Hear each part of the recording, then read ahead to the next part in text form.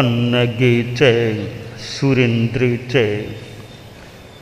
कौशिके पाद संस्पृशि निर्विशेष मनस्काय श्री वीरस्वामिने नमः। आयारो आगम में कहा गया है, विगिंच मंस सोनियम। एक इस सूक्त में साधना का एक मार्गदर्शन दिया गया है। साधु साधुपन स्वीकार करता है।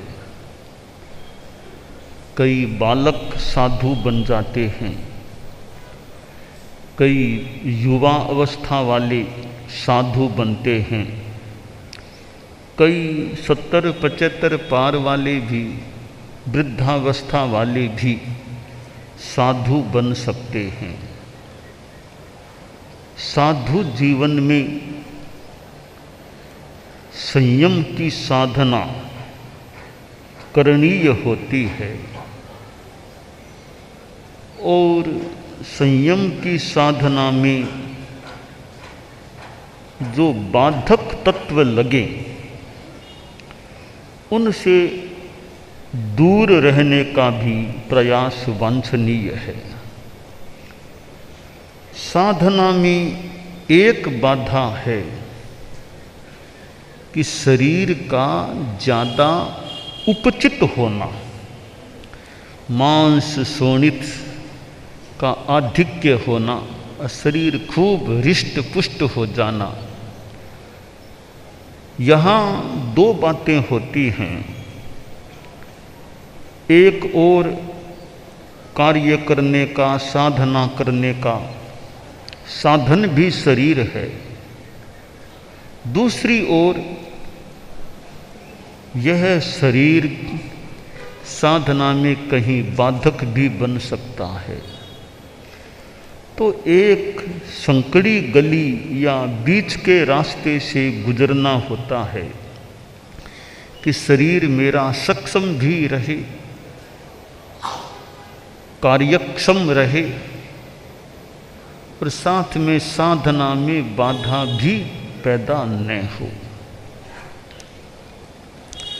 एक साधु जो मानो अकेला विहार करने वाला, न कोई सामुदायिक जीवन है, न क्षेत्रों की संभाल है, बस एकाकी साधना करना है, वह तो भले शरीर को थोड़ा कमज़ोर भी कर दे, कोई बात नहीं, कोई ऐसी जिम्मेवारी भी नहीं है। शरीर में तकलीफ हो गई तो हो गई, पड़ा है कहीं, बैठा है, लेटा है, जो तकलीफ है तो है, कोई परवाह नहीं। एक तो वह साधना है। यूँ दो प्रकार की साधना पद्धतियाँ हो जाती हैं। एक संगबद्ध साधना, दूसरी एकाकी साधना। दूसरी जो साधना है वो कोई विशिष्ट साधु अच्छी तरह कर सकता है। उस साधना में संग से मुक्त होकर, संग से अलग रहकर साधना के लिए लग जाना। पर उस एकाकी साधना की जो अर्हता बताई गई हो, वो अर्हता हो, तब तो मान लें वो साधना बढ़िया है, करें भले। वह अर्हता नहीं है और किसी भावना से कोई अकेला साधना करूँगा तो कठिनाई और नुकसान भी हो तो हो सकता है। एकाकी साधना प्राचीन काल में तो संभवतः यूँ उसका क्रम रहा ही होगा और एकाकी साधना की कई समय तक, वर्षों तक मान लो संघ में साधना की। अब विशेष साधना के लिए अकेला रहकर साधना करना, हो सकता है वह योग्यता है, और का स्वयं आचार्य भी चाहे कि अब मैं भी अकेला साधना करूं, तो बताया गया है कि आचार्य भी संग मुक्त होकर अकेले साधना कर सकते हैं, परंतु उनके लिए अपेक्षित है कि संग से मुक्त होने से पहले पीछे की व्यवस्था करें। वो किए बिना उस साधना में यूँ नहीं जाना चाहिए, और पीछे की व्यवस्था के लिए अपने शिष्य को तैयार कर दे कि अब यह सक्षम है संघ को संभालने में, तो फिर आचार्य संघ के सामने अपनी बात रखे कि मैं अब विशेष साधना में लगना चाहता हूँ, अकेला रहकर साधना करना चाहता हूँ, मैंने पीछे की व्यवस्था का ध्यान दे लिया है और यह मेरा शिष्य है, इसको मैं अपना उत्तराधिकार सौंपता हूँ और अब संघ की सार संभाल का जिम्मा इसका रहेगा, और आप सब इसको मान सम्मान देना, यानी जैसे मुझे मान सम्मान देते थे अब इनको, इस शिष्य को मान, यह आपका आचार्य होगा, संरक्षक होगा, नेता होगा। तो उस शिष्य को दायित्व सौंप दे और शिष्य को भी निर्देश यानी शिक्षा, अब तुम्हारा जिम्मा है संघ की सार संभाल का, बूढ़े साधु हैं, बच्चे हैं, कमज़ोर जो भी, सबको संभालना अब तुम्हारा जिम्मा रहेगा। और आचार्य शायद यह भी कहते हैं कि मैं जैसे अकेला साधना करने के लिए जा रहा हूँ, कभी तुम भी सोचना अकेला साधना करने की, तुम अपने शिष्य को दायित्व सौंपकर तुम भी कभी मेरी तरह अकेला साधना करने का ध्यान देना। तो यह एकाकी साधना की बात हमें प्राचीन साहित्य में, ग्रंथों में मिलती है। वर्तमान में जो परिप्रेक्ष्य है उसमें तो आचार्य भिक्षु ने तो बहुत स्पष्ट कहा कि पंचम अर्घ में अकेला घूमना करना वो ठीक नहीं है, यानी अकेला रहकर साधना करना वो उतनी अर्हता आज सामान्यतया कठिन है। तो वर्तमान परिप्रेक्ष्य में तो यह संघबद्ध साधना का लगभग यही क्रम हमारे यहाँ चलता है। संघबद्ध साधना है तो वहाँ जिम्मेवारियाँ भी हो सकती है।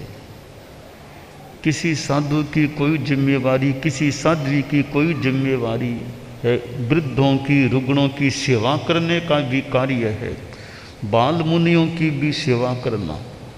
तो सेवा करना है तो शरीर भी सक्षम होगा तो सेवा अच्छी कर सकेंगे।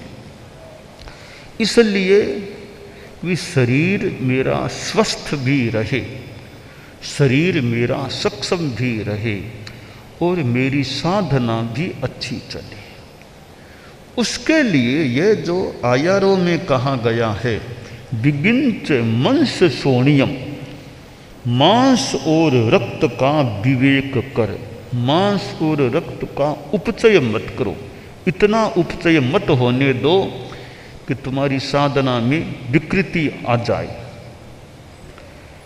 अब इसके लिए क्या करना चाहिए? इसके लिए कि भी शरीर स्वस्थ रहे और साधनानुकूल रहे तो खाने पर ध्यान देना चाहिए, भोजन पर ध्यान देना चाहिए, साधुओं को भी देना चाहिए और गृहस्थ हैं उनके लिए भी भोजन पर ध्यान देना अच्छा, हितकर, लाभदायी की स्थिति में निमित्त बन सकता है। भोजन शरीर के लिए है तो स्वाद के लिए नहीं खाना चाहिए। बड़ी कठिनाई यह हो सकती है कि हम कई बार आदमी स्वाद के लिए खाता है कि शरीर को तो ज़रूरत नहीं है, बहुत बढ़िया लगता है और खा लूँ, थोड़ा और खा लूँ, ये स्वाद के लिए खाना है, आसक्ति से खाना है, बस ये परित्याज्य है। यह साधना को कुछ गड़बड़ाने वाली चीज भी हो सकती है। तो स्वाद में नहीं जाना, स्वाद के लिए नहीं खाना। मेरे शरीर को जो अपेक्षा है उसको ध्यान में रखते हुए अनासक्त भाव से मैं खाऊं। साधु के लिए ये अनासक्त भाव, अस्वाद भाव से खाना। अब आप लोग जो गृहस्थ हैं उनके लिए भी खाने का संयम अच्छा है कि खाने में थोड़ा उम्र का भी ध्यान दिया जाए। उम्र मेरी कितनी है? एक तो 25, 30, 20 वर्ष की उम्र है, जवानी है, तो मान लो शरीर भी उस चीज़ को हजम कर ले। अब उम्र आगे बढ़ गई है, 70 आ रहे हैं, 75 हैं। अब बच्चे की तरह तो है नहीं, जवान की स्थिति तो है नहीं। अब तो खान पान का लिमिटेड अपना खाना, ज़्यादा नहीं खाना। अब खाने से एक तो शरीर में तकलीफ हो, खाने का असंयम होने से शरीर में तकलीफ हो सकती है। दूसरी बात, साधना में तकलीफ हो सकती है। आदमी खाने में ऊनोदरी रखे, इतनी बढ़िया चीज है ऊनोदरी, भी थोड़ा खाने में कमी रख ले। अवमोदरी का अवम न्यून, ऊनोदरी न्यून, पेट को थोड़ा कम रखना, खाली रखना। यह ऊनोदरी साधना की दृष्टि से भी और स्वास्थ्य की दृष्टि से भी उपयोगी प्रतीत हो रही है। जितनी भूख है थोड़ा कम खाओ, यानी ज़्यादा मत खाओ। कम खाना, गम खाना, नम जाना। कम खाओ, स्वस्थ रहो। गम खाओ, मस्त रहो। नम जाओ, प्रशस्त रहो। कम खाओ, स्वस्थ रहो। खाने में ऊनोदरी है तो स्वास्थ्य की दृष्टि से एक अनुकूल पॉइंट यह बन सकता है। भी ज़्यादा नहीं खाना, थोड़ा खाने में हल्कापन रखे। अब ये कई तरह की चीज़ें आपके घर में, मिठाइयाँ भी हो सकती है, चरकी चीज़ें भी हो सकती है। कभी शादी आदि में कहीं जाना पड़े, वहाँ तो कितनी चीज़ें मिल सकती हैं। चीज़ें बहुत हैं, तो मैं अपना संयम रखूं। घर में चीज़ें बहुत है पड़ी है घर में, मौके मौके पर काम आ सकती है, पर मैं अपना संयम रखूं। मुझे कोई खाना जरूरी नहीं है। हमारे यहाँ विगय वर्जन की बात आती है। अभिक्षणम निविगयिम गवो, ये कि बार बार विगय वर्जन करो। विगय का मतलब दूध, दही, तेल, घी या चीनी, गुड़ आदि और मिठाई मिश्रित 6 विगय प्रचलित हैं। यूँ और आगे तो मांस, मधु आदि कई प्रचलित 6 विगय है। इनको छोड़ना ठीक है, रोज न भी छोड़ें, बीच बीच में इनको छोड़ देना। हमारे यहाँ साधु समुदाय में परंपरा थोड़ी चलती थी, अष्टमी चतुर्दशी, 2 अष्टमी हो गई महीने में, 2 चतुर्दशी। तो अष्टमी, चतुर्दशी, शुद्धि, छठ, ऐसे के 5 दिन के कम से 6 विगय छोड़ दो। तिथियां बंदी थी, अष्टमी, चतुर्दशी, ऐसे छठ, जो भी, कि कुछ दिन विगय मत खाओ। ये विगय छोड़ना बहुत बढ़िया चीज है, स्वास्थ्य के हिसाब से भी और साधना की दृष्टि से भी। कि दही, तेल, घी, एक कड़ाई विगय छोड़ दे, मिश्रित विगय छोड़ दे तो बहुत ज़्यादा विगय छूट जाएगी। कड़ाई विगय छोड़ दी है, मिठाइयाँ छूट गई, कई तड़वा तड़वा चीज़ें छूट गई तो कितना संयम हो जाएगा। चीनी शक्कर आदि छोड़ दी तो वो कितना मीठी वो चीज़ भी छूट गई। घी नहीं, तेल नहीं, दही नहीं, दूध नहीं, तो ये संयम हो जाता है। आयारों में जो कहा गया है, दिगिंच मंस सोनियम, मांस और सोनित का अपचय कर, विवेक कर। ज़्यादा मांस मत न बढ़ जाए, ज़्यादा रक्त न बढ़ जाए, जो साधना में बाधक हो वैसा न बढ़े। शरीर के लिए जितना आवश्यक हो स्वास्थ्य के हिसाब से उतना तो रखना हो सकता है। तो कम खाना, बस आदमी कम खाए और स्वस्थ रहे। गम खाना भी क्षमा धारण, कुछ कह दिया बोल दिया, गम खा लो, अपने मौन रखो, बोलो मत, सहन कर लो, मस्त रहो। कोई तनाव नहीं रखना, मुझे यह कह दिया तो कह दिया, दिमाग में टेंशन नहीं करना। तो गम खाओ, मस्त रहो और नम जाओ, प्रशस्त रहो। कि हर कहीं तो मान लो नमना जरूरी नहीं है। जो पूजनीय हैं उनके सामने नम जाना, प्रणाम करना, नमस्कार करना। संतों में भी बड़े संत हैं तो उनके सामने झुको, उनको वंदना करो। आप गृहस्थों में सांसारिक रूप में प्रणाम करने का चलता है, शिलाम प्रणाम करो। जो बड़े हैं उनको प्रणाम करना, शिलाम करना, यह संसार में भी यह परंपरा रही है, अभी भी चलती होगी।